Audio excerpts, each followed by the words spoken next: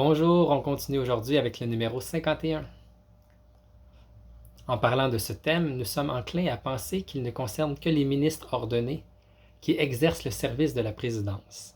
Mais en fait, il s'agit d'une attitude que tous les baptisés sont appelés à vivre. Je pense à tous les gestes et à toutes les paroles qui appartiennent à l'Assemblée. Se rassembler, marcher en procession, s'asseoir, se tenir debout, s'agenouiller, chanter, se taire, acclamer, regarder, écouter. Ce sont autant de façons par lesquelles l'Assemblée, comme un seul homme, Néhémie 8.1, participe à la célébration. Effectuer tous ensemble le même geste, parler tous d'une seule voix, cela transmet à chaque individu l'énergie de toute l'Assemblée.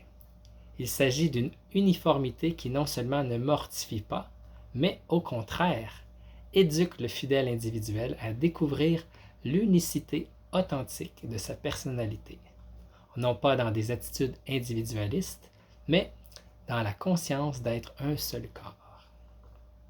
Il ne s'agit pas de suivre un livre de bonne manière liturgique, il s'agit plutôt d'une discipline, au sens où l'entend Guardini, qui, si elle est observée, nous forme authentiquement.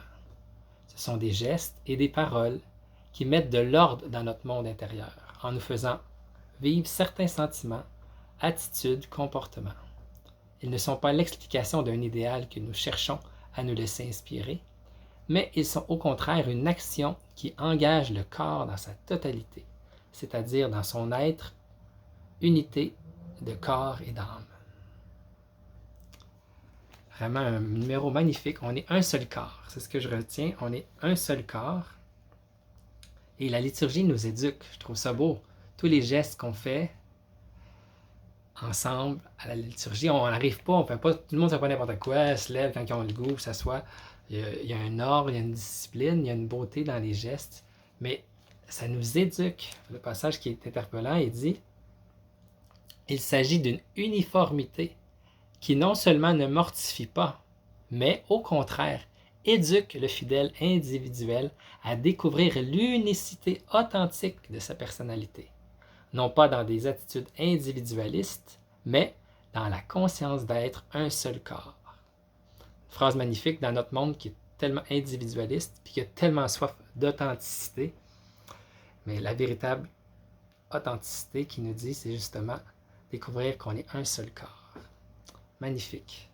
Laissons-nous éduquer et vivons de ce corps. Nous sommes un seul corps. C'est magnifique. À demain.